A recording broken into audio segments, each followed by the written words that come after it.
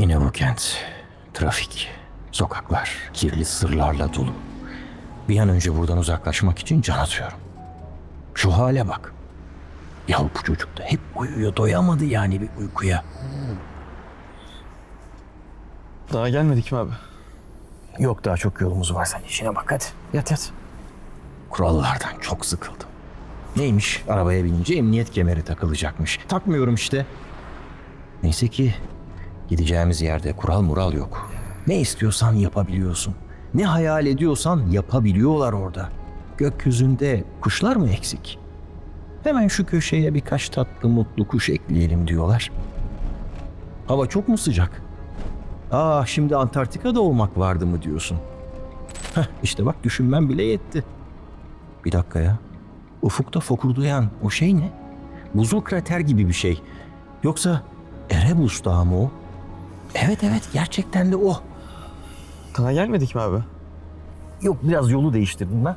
Sen keyfine bak ya, yat uyu ya. Bir şey yok. Yolu değiştirdim tabii. Gittiğimiz yerde yola ihtiyacımız yok ki. Hazır buralara kadar gelmişken bir iki selfie de çekilelim şöyle. Şu gökyüzündeki nesneler ne acaba? Bir yerlerden tanıdık geliyor ama Truman Show'da mı görmüştüm ben buna benzer bir şey ya? Al işte bak, uykum geldi. Peki insan uyurken de kafa sesi konuşur mu ya? Konuşur tabii. İnsan beyni bu hiç durmuyor ki. Ayrıca bu araba böyle beşik gibi havada sallanıp dururken uyumamak mümkün mü? Geldik mi? Abi sen bizi nereye getirdin ya? Rahat ol Onurcuğum, sen rahat ol bak. Bu daha başlangıç. Eğer şu anda uyanık olsaydım sana ta 2001 Uzay Macerası filminde ilk kez kullanılan ama ondan 50 yıl sonra Mandalorian dizisinde mükemmelleştirilen bir teknikle çekilmekte olduğumuzu söylerdim ama Allah'tan rüya görüyorum. Bunları söyleyemeyeceğim. Gerçi ha rüya ha sinema demişler değil mi? İkisi de karanlıkta müthiş şeyler görmeni sağlıyor.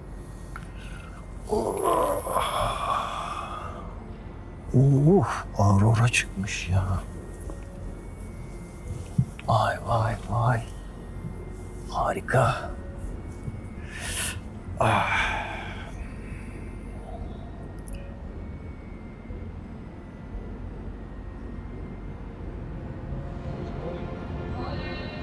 Ready, at 3, 2, 1, action.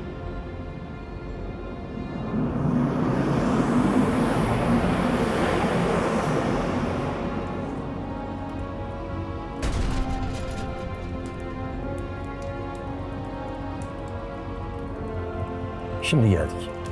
Nereye geldik? Sen nereye getirdin bizi abi ya? Bir bak bakalım, sence nereye gelmiş olabiliriz? Yani Indiana Jones'taki tapınağa benziyor. Biraz daha düşün. Sen günlük hayatında neyle uğraşıyorsun? Yani filmlere, dizilere görsel efekt yapıyorum. İşte şimdi ben de sana bir görsel efekt yapayım dedim. Nasıl? Vay. Hadi gel. Arkadaşlar, sizi öyle bir yere getirdim ki şu sesi de bir duyalım. Burada hayal ettiğiniz her yere gidebiliyorsunuz aslında. Şöyle ki Mandalorian evrenini diyelim hayal ediyorsunuz, oraya gidiyorsunuz. Ya da Game of Thrones evrenine gitmek istiyorsanız oraya gidiyorsunuz. Zaten o yüzden biz de bu videonun başında güzel bir yolculuk yaptık sevgili Onur'la ama onu hala göremiyorum. Herhalde düşmenin etkisiyle biraz afallamış olmalı.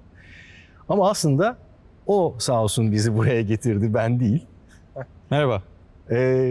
Öncelikle bizi nereye getirdin sen? Aslında ben getirmiş gibi davrandım ama senin sayende geldik. Ben uyuyordum, sen getirdin abi. Peki. Şu anda Vancouver'da, Langley'de Sony'ye ait bir görsel efekt stüdyosu olan Pixomondo'nun Virtual Production stüdyolarından birindeyiz. Peki Onur, sen bizi buraya gezdireceksin ama önce kısaca bir kendini tanıtır mısın? Ben seni tanıyorum. Tabii ki. Bir de arabada da tanıştık zaten. Sen filmlere, dizilere görsel efekt yapıyorum dedin. Doğru. Nedir bu tam olarak? Adım Onur Can Yol. Yaklaşık 8 yıldır dizilere ve filmlere görsel efekt yapıyorum. 40'tan fazla Hollywood projesinde çalışma fırsatım oldu. 90'dan fazla da televizyon dizisi bölümü yaptım. Harika. Ben de bu kısa yolculuğumuzda şunu öğrendim. Elimi kaldırdığım zaman şöyle tak yapınca mesela gördüğün gibi ortamı değiştirebiliyorum. Bunu ben yapamıyorum. Bunu ben öğrendim mesela. Şöyle elle şey yapabiliyorsun Evet. bunu. Peki o zaman turumuza önce düşüşümüzü sağlayan şu platformla başlayalım mı? Tabii ki. Nedir bu? Bu platformun tam olarak ne olduğunu söylemeden önce Akira ekosisteminden bir bahsetmek istiyorum. Peki. Bu bir ekosistemin parçası. Evet. Bu platforma motion platform diyoruz. Çünkü hareket ediyor. Çünkü hareket ediyor. Bu platforma ek olarak Virtual Production LED panellerimiz var. Bir de şu anda görmediğimiz arkada Teknodöl'ümüz var. Onlara sonradan değineceğiz. Tamam. Şimdi o zaman arkadaşlardan rica etsek şunu bir çekseler. Tabii ki. Ve Can you guys help us to remove the stairs quickly? Thank you. ben şöyle bir yer değişikliğiyle şunu sormak istiyorum. Bu platform öncelikle bu stüdyo zaten herhalde ilk çekim yapanlardan birisiyiz biz. Doğru. O konuda biraz şanslıyız. Ve evet. bütünüyle bu ekosistemin yer aldığı dünyadaki ilk ve nadir İlk ve tek stüdyo evet, şu an, stüdyo. doğru. Bu ama onu biraz daha öne çıkartan bir şey. Özel kılan şey, evet. Bundan bahsedecek olursak adı Motion Platform. Altında hidrolik ve elektronik motorlar var. Evet. Bu motorları kullanarak platformun ve üzerindeki aracın hareket etmesini sağlıyoruz kısa tabiriyle. Hareket ediyormuş gibi gözükmesini sağlıyorsunuz daha doğrusu. Doğru. Virtual Mesela Production'ın tekerlekleri yardımıyla. döndürebiliyor muyuz şu an? Evet, aslında kısa bir demonstrasyon yapabiliriz Tamam, takipçilerimiz hemen için yapalım. istersek. Evet, birazcık geri çekilmemiz gerekiyor sadece. Tamam. Brisa, would you mind giving us a little demonstration please? Şu anda capability'lerini göreceğiz. Öne yatacak, arkaya yatacak, Evet. dönecek. 10 ve 12 derece tilt ve roll hareketi yapabiliyor bu şekilde. Neyse ki biz içindeyken bu kadar sarsmadılar bizi yani. Doğru, birazcık comfortable'dık aslında, evet. Şimdi göreceğin küçük alüminyum parçalar Doinker'lar. Doinker. Doinker diyoruz onlara, evet. 9 santimetre yukarı ve aşağı hareket edebiliyor. Tabii araba için bu çok hareketli bir... Ve arabayı boşa aldığımızda bu şekilde tekerlekleri döndürebiliyoruz. Evet, 30 kilometre hıza kadar tekerlekleri safe bir şekilde döndürebiliyoruz. Yani aslında eğer ben bu ekranlardan bir araba yarışı oyunu oynamak istersem çok ideal bir ortam oluşturabilirim. Dünyanın en iyi simülasyonu olabilir. Değil mi? Evet. Tabii bunu başka amaçlarla da kullanmak için şu arkamızdaki devasa uçak hangar kapıları yapılmış. Çünkü buraya Kesinlikle. uçak ya da helikopter de getirilebiliyor. Evet, buraya herhangi bir araç koyabiliyorsunuz. Aracın yanında set de kurup orada bir deprem etkisi de yaratabilirsiniz. Küçük araçları da koyabiliyorsunuz. Motor gibi, tekne gibi ya da helikopter gibi araçları koyup daha demin size bir demonstrasyon yaptığımızda döndüğünü görmüştünüz zaten. Evet. Yaklaşık 8 defa tam tur dönebiliyor. Hatta burada bir şey eklemek istiyorum. Yeni bir parça bekliyoruz. O parça geldiğinde sonsuza kadar dönebiliyor olacak. 8 kere süper. de kalmayacak. O zaman Alaaddin'i çekmek isteyenler sihirli halısını bunun üzerine koyacaklar ve uçuyormuş gibi neden olmasın? gösterebileceğiz. Sinema özünde görsel bir sanat diyerek böyle bir şekilde başladım. Aslında gerçekten de öyle. İllüzyon, bir göz boyama ve burada da gözümüzü işte bu LED panellerle, kelimenin tam anlamıyla ışıkla boyuyoruz. O zaman biraz LED panellerden bahsedelim. Tabii ki. Bunlar televizyon değil sonuçta. Başka bir şey. Biraz televizyondan farklı bir teknolojiye sahip. 3 Evet. boyutlu çevreyi arka plana yansıtabiliyoruz. Fakat tek bir panelden oluşmuyor gördüğün gibi. Yan taraflarda Wild Walls dediğimiz 2 tane panel var. Duvar aslında. Duvar gibi Bayağı ve duvar yani. bunların çok enteresan bir özelliği var ama birazdan göstereceğim, sürpriz olsun. Tamam. Bunun arkasında bir tane devasa ekranımız var. Yukarıya bakarsak yukarıda da ceiling yani tavan panelini görüyoruz. Güzel. Peki ben şimdi illüzyon dedim, sihirbazlık dedim, şapkadan tavşan çıkartmak falan dedim. Bunun perde arkasını bir gösterelim. Hemen perde arkasına götürebilirim seni. Evet. Bu nedir mesela şimdi? Burada şeyler var böyle. Bunlar main structure. Aslında bunun bir teknolojisi var. Gördüğün gibi her yerde delik var farkındaysan.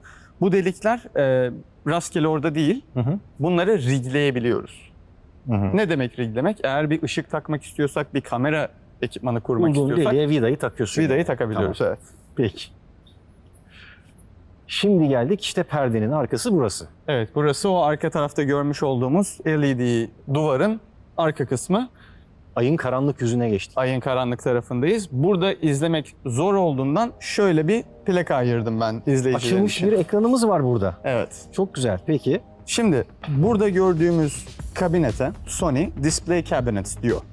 Orijinal adı bu. Kendimi yemek programında gibi hissediyorum. Evet. Burada Bu Verona panelleri çıkartıp takmak aslında çok kolay. Gördüğün gibi inanılmaz ince paneller aynı zamanda. kaç tane piksel var burada. 216'ya 216 piksel var burada. Kaç tane toplam ekran var şu arkamızdaki duvarda? 1236 adet yanlış hatırlamıyorsam panelimiz, ekranımız var. 1236 ayrı televizyon gibi. Peki Evet. şunu şöyle bir takar mısın? Tabii ki. Burada arka tarafında numaralarımız var. Bak 2 yazıyor burada. Eğer bu 2'yi doğru şekilde havaya getirirsem şuradaki dişliler buradaki dişlilere oturuyor. Basit bir şekilde üstüne bırakıp bastırdığım zaman yerine yerleşmiş oluyor. Peki bununla ne yapıyorsun? Bununla da tahmin ettiğin üzere onu yerinden Peki, çıkartıyoruz. onu deneyelim. Hatta sen yapmak istersen ben şöyle bastırayım. Buradan tutup düz bir şekilde yukarıya. Bu kadar kolay. Görüldüğü gibi son derece basit. Herkesin aslında her eve lazım. Her eve lazım. Ben bizim mutfağa yaptırmayı düşünüyorum bir tane böyle bir şeyi. Şu tuşla da release edebilirsin havayı. Evet şöyle yapalım ki. Evet. Evet gayet güzel yani ne diyeyim şimdi bunu indirim günlerinde alıp hakikaten evimize dizsek gayet güzel olabilir. Bir televizyon sistemi kurabiliriz. Etrafta tabii son derece karmaşık bir kablo ağı görüyorum. Evet. Bununla ilgili bir şey söylemek ister misin? Mesela şurada herhalde sevgili kameramanımız Zeynep'in bileğinden daha kalın kablolar geçiyor öyle. Evet. Bu kablolar birçok şeyi destekliyor. Ben asıl LED volüme giden kablolardan bahsetmek istiyorum. Eğer biraz yaklaşırsak burada sol tarafta ve sağ tarafta iki farklı kablo görüyoruz. Evet. Sol taraftaki power cable yani güç kablosu. Sağ taraftaki de fiber optik Ethernet kablosu. Bunlar ne işe yarıyorlar? Güç kablosu aşağıdan toplanıp buradaki sırayı komple güçlendiriyor. Yani onların açılmasını sağlıyor. Burada daisy chain dediğimiz bir sistem var. Aşağıdan yukarıya doğru bir besleme söz konusu panelden. Zincirleme bağlıyoruz aslında. Doğru. Evet. Sağ taraftaki Ethernet kablosu da fiber optik kablo da bilgi ve görüntü aktarıyor. Benim tahminim bunların hepsi birleşiyor. Bir tane HDMI kabloya dönüşüyor ve onda gidiyoruz. Bilgisayara Öyle değil değil mi? Tam olarak öyle değil. Burada arka tarafta bir server room var. Birazdan seni o server room'a da götürürüm. Tamam. Orada çeşitli bilgisayarları, blade'leri ve serverları gösterebiliriz. Şu kalın kablolarda dışarıdaki jeneratöre gidiyordu. Jeneratöre gidiyor. Evet. Muazzam yani. Kaç metre yükseklikte bu? Main wall dediğimiz bu büyük duvar 7 metre yükseklikte. Ağırlığını tahmin bile edemiyorum. Tonlarca ağırlıkta olduğunu zannediyorum. Yandaki paneller 10.000 pound yani yaklaşık 4500 kilogram ağırlığında ve onlar bundan daha küçük. Onları bir göster bakalım. Tabii hemen gidelim. Bakalım. Bu arada hatırlarsan sana bir sürprizim var demiştim abi. Evet. Sürpriz geldi mi? Sürpriz geldi. Bu mu? Sürpriz bunun altında. Nedir? Airfloat'lar. Bunlar Oo. ne biliyor musun? Hayır nedir? Hoverboard gibi çalışıyor bunlar. Daha demin de sana belirttiğim gibi bu wall yaklaşık 4500 kilo. Evet. Ama bunu 2 kişi hareket ettirebiliyor. Sadece 2 kişi. Sadece 2 kişi. Superman ve Spiderman. Ben ve sen hareket ettirebiliriz aslında. Ne diyorsun sen? Hemen gösterebilirim. Peki. Is Zach here? Would you mind helping me? You can say hi to the camera as well. Where are you? There you go. Okay. So, burada gördüğün kolu aşağı indirdiğim zaman airfloatların altından hava püskürmeye başlıyor. Ve havalanıyor mu? Evet, bu Ne diyorsun 4500 kiloluk beast'i havaya kaldıracak. bakalım. İstersen hemen deneyebiliriz. Hemen. Ready? Wow. Ve bunu artık yavaşça indirdiğimde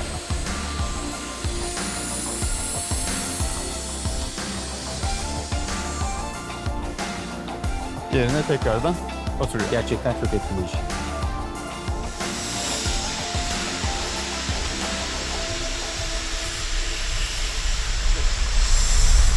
Peki bir şey soracağım sana. Neden böyle duvarları hareket ettirmekle falan uğraşıyorsunuz ki?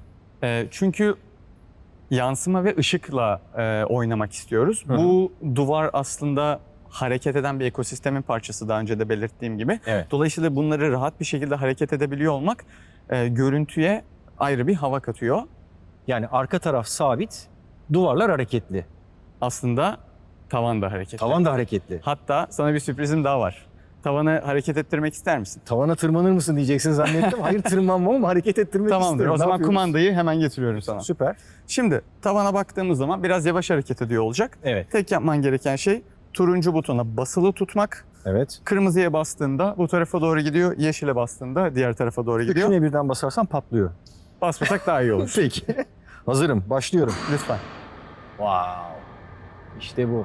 Bunu yapmamızın sebeplerinden bir tanesi de eğer ki bunun üzerine bir ışık rigi kurmak isterseniz bu tavanı aşağıya doğru indirip Bazı panelleri çıkartıp ışıklarla değiştirip tekrardan yerine koyabilirsiniz. Süpermiş. Hatta burada arabaya eğer yaklaşabilirsek arabanın üzerindeki reflection'ları da Zaten giriş kısmında, sekansında bunu yaptık Bunu aslında biz. yapmıştık, evet. Oradan meşaleleri falan yansıttık. Uygun açıları, renkleri ayarlamaya çalıştık. Harika. Her şey modüler yani.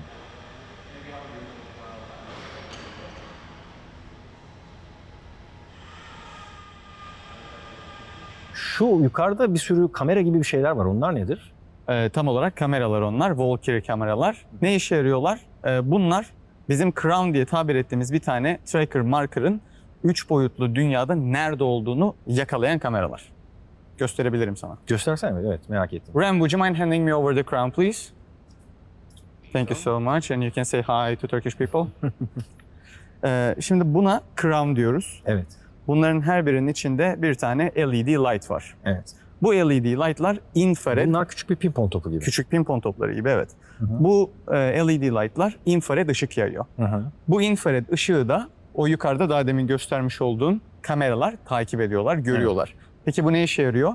Eğer hemen LED wall'a bakacak olursak Hı hı. yeşil bir tane şey gördük bak. Şuna bakabilir miyim? Tabii ki. Şu anda bu elimizi canlı olarak track ediyor. Yani Takip ediyor. Doğru. Ve aslında bir anlamda işte uzaydaki X, Y, Z koordinatlarının şeyleri gibi bir anlamda, değil mi? Kesinlikle doğru. Farklı farklı yerlerden yakalıyor. Bu noktalar ne kadar çok olursa o kadar hassas kontrol ediyor diyebilir miyiz? Diyebiliriz fakat bir noktadan sonra çoğaltmanın pek anlamı da yok. Anlamı kalmıyor. Evet. Peki o yeşil şeyin içinde niye orası yeşil? Sadece orası update ediyor gördüğümüz gibi. Eğer bu wall hareket ediyor olsaydı sadece frustum diye tabir ettiğimiz o karenin içi hareket ediyor olacaktı. Neden? Neden? Evet. Çünkü Yani bütün her yer niye hareket etmiyor? bu inanılmaz bir güç tüketimi gerektiriyor. Bundan kaçınmak için de Elektrik sadece gücü değil, işlemci gücü işlemci herhalde. gücü, aynı zamanda elektrik gücü de. Çünkü bu LED wall'u açmak biraz güç isteyen bir şey. O Hı hı. kadar basit bir şey değil. Dolayısıyla böyle bir küçük karede sadece orayı update ederek 216'ya 216 pikselden 1236 tane ekran olduğunu düşündüğümüzde buradaki çözünürlüğü tarif etmeye herhalde kelimeler yetmeyecek. aynen öyle. Şu anda hesabını yapamayacağız. Hesabını yapıp ben post production'da yazarım. Tamam. Canlı olarak bütün bu kadar pikseli hareket ettirmek müthiş bir enerji ve aynı zamanda işlemci gücü gerektiriyor. Onun için bulunan akıllı yöntem de aslında doğada da olan, insan gözü de böyle çalışıyor çünkü.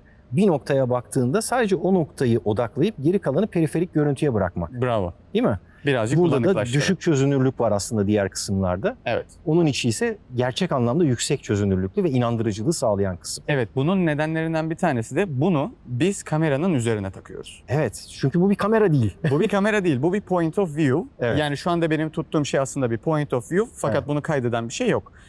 Biz bunu kameranın üzerine taktığımız anda bu frustum'ın içini görüyor olacak kamera. Şu şekilde. Kafamıza da takabiliriz böyle. Evet. Peki o kameraya bir bakalım mı şimdi de? Tabii ki o da hemen arkamızdaki Teknodolly. Ha böyle kamera yani geliyor çağırınca. Tabii çağırınca geliyor, yukarı çıkıyor, aşağı iniyor. Nasıl oluyor? Nasıl oluyor? Arkada bir operatörümüz var. Birazdan Arkada bir Jedi var. Force'u kullanıyor. gücü kullanarak. Tamam. Sony FX9'umuz var. Bu kameranın üzerinde daha demin elimizde tuttuğumuz Crown var. Evet. Bu Crown Game daha of demin- Crowns. Game of Crowns. Bravo. Bu Crown daha demin belirttiğimiz gibi infrared ışıkları yayarak Hı. 3 boyutlu düzlemde point of view'dan ziyade bir de dijital kamera, dijital twin oluşturuyor. Evet. Artık kameranın nerede olduğunu biliyoruz. Uzayda hangi noktada olduğunu X, Y, Z koordinatlarıyla biliyoruz. Doğrudur. Hangi hassasiyetle biliyoruz bunu? 0.2 milimetre hassasiyetle artı eksi aynı hareketi tekrar yapıp 3 boyutlu düzlemde nerede olduğunu O yüzden Biliriz. buna crane değil, techno crane deniliyor. Techno Çünkü crane. dijital olarak son derece hassas bir kontrole sahibiz. doğru. Bunun da ne kadar önemli olduğunu filmle uğraşan arkadaşlar tahmin edeceklerdir zaten. Ben istersen biraz daha böyle eğlenceli demonstrasyonlar gösterebilirim sana. Gücü kullanarak yapalım mı? Gücü kullanarak yapalım hadi. Hadi. Biraz geri çıkalım ve gücü kullanarak Teknodolly'yi geri itelim. Burada güç tabii Chris. Benim ondan bir yardım istemem Tamam sen gerekiyor. Chris'den Chris, Jedi'den. do you mind giving us a small demonstration please? Güzel. Wow. Bu ne kadar yükseğe çıkıyor acaba? 24 feet yukarıya çıkıyor. Metre cinsinden konuşan arkadaşlarımız için 3'e bölüyoruz. Yaklaşık 7,5 metre yüksekliğe çıkıyor diyebiliriz. Harika. Dolly de 59 feet uzunluğunda. Peki diyelim ben YouTube'da kendi videolarımı bununla çekmek istiyorum. Bunu alıp götürebiliyorum herhalde değil mi buradan? Makul bir fiyata tabii ki götürebilirsin. Ne kadar makul mesela fiyatı? Yaklaşık 1 milyon USD civarında. Güzel, 1 milyon dolarcık yani. Evet. Bütün parametreleri istediğimiz gibi ayarlayabiliyoruz. Harika. Burada da kameranın 720 derece döndüğünü görebilirsin. Rotasyon yapabiliriz.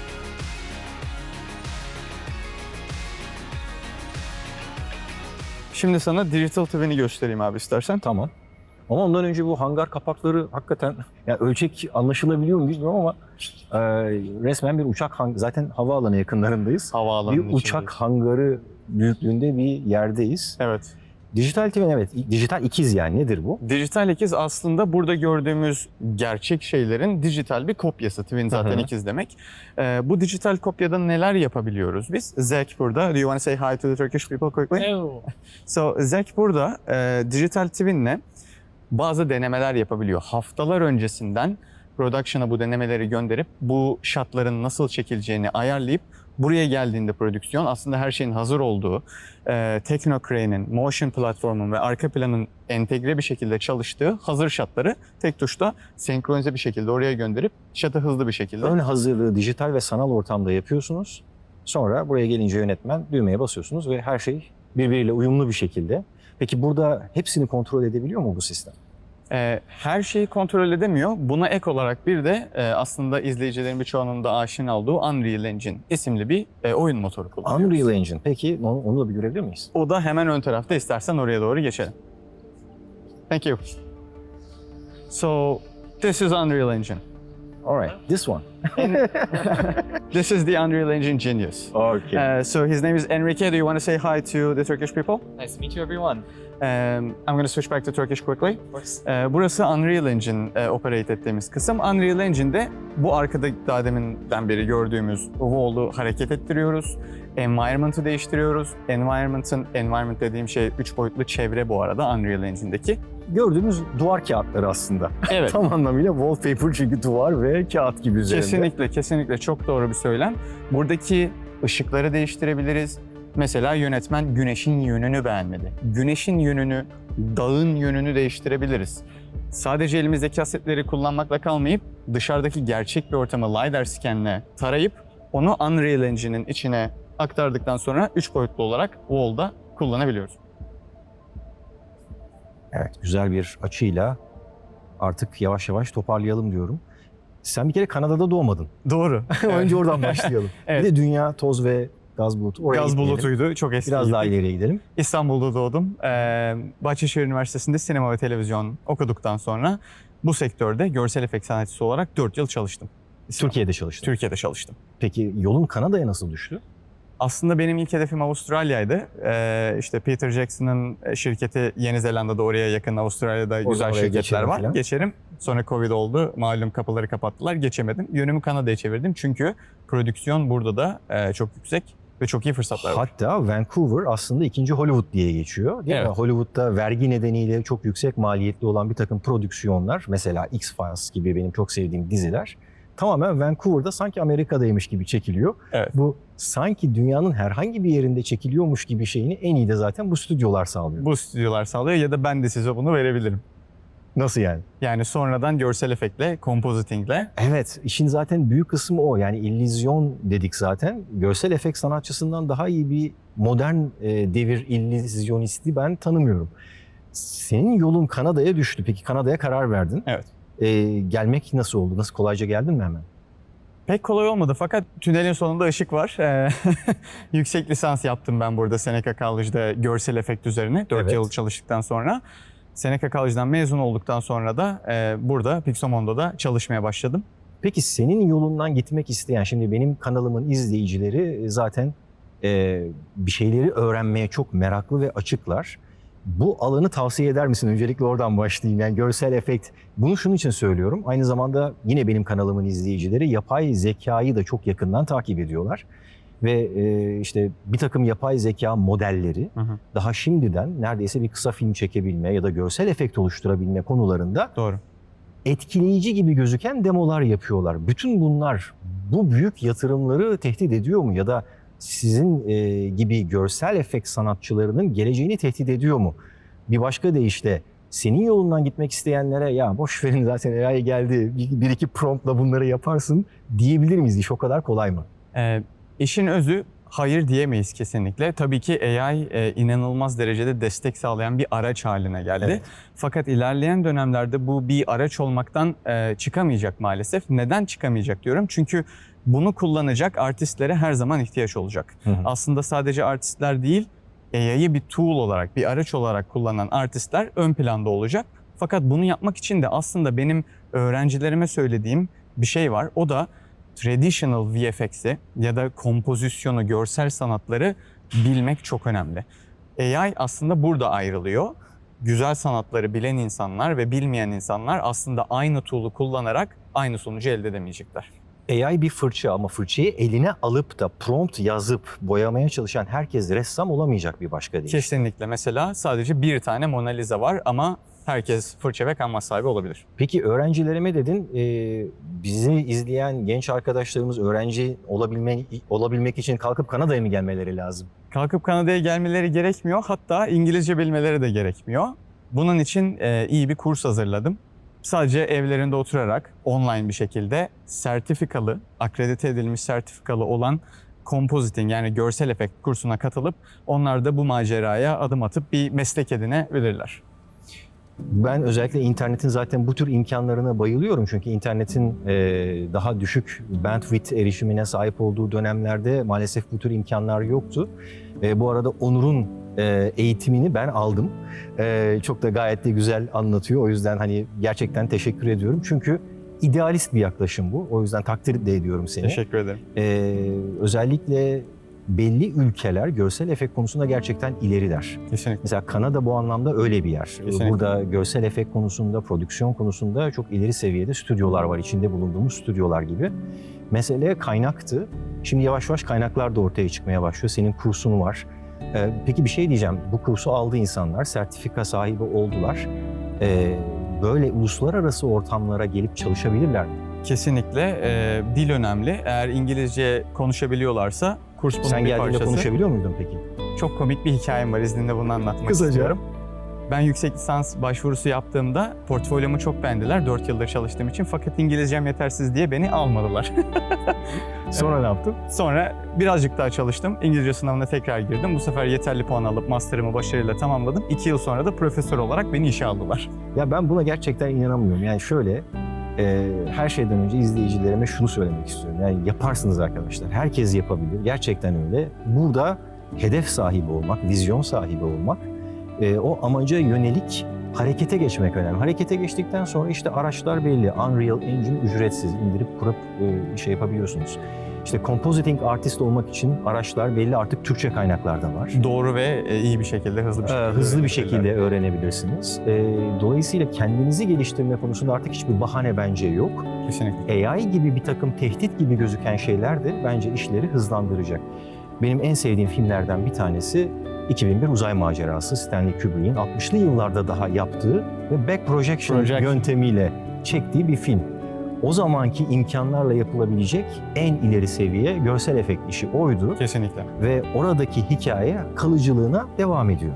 Yıllar içerisinde teknoloji ne kadar gelişirse gelişsin, bazı şeyleri ne kadar disrupt ederse etsin, sonuçta bu hep yepyeni iş sahalarının açılmasına yarıyor. İşte bu stüdyoyu gezerken bir sürü genç arkadaşla da tanıştık. Daha önce biz bile görev tanımlarını anlamakta zorlandık önce. Daha önce hiç olmayan yepyeni görev tanımları ortaya çıkıyor. Evet. Dolayısıyla ben AI devriminin de sinemada, hikaye anlatıcılığında, bu tür stüdyo prodüksiyonlarında yeni bir çığır açacağını ve bizim henüz adını bile bilmediğimiz yepyeni becerilere, yepyeni meslek alanlarına yol açacağına inanıyorum ve bunu umuyorum. Kesinlikle katılıyorum söylediklerine harfiyen. O zaman hazır güneş de batıyorken biz atlarımıza, daha doğrusu Jaguar'ımıza atlayıp güneşin batışına doğru yolumuza devam edelim. Hoşça kalın. Görüşmek üzere.